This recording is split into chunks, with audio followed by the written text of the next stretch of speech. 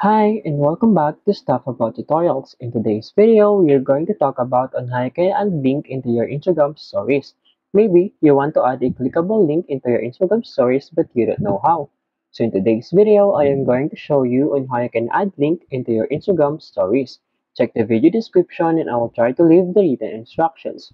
So without further ado, let's get into the video. First you need to do is to open your Instagram application and log in with your account. Once you log in into your account, tap on this plus icon into your profile icon with the stories.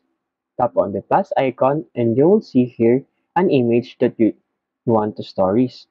For example, you want to story this one, simply tap on this image, and to add a clickable link, simply tap on this sticker icon, and then you will see in here the link sticker. Tap on this link sticker and then simply paste here your link you want to add.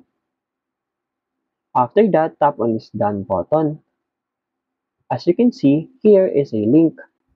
After you add your clickable link, simply next it, tap on the share button to story it, and also the done button.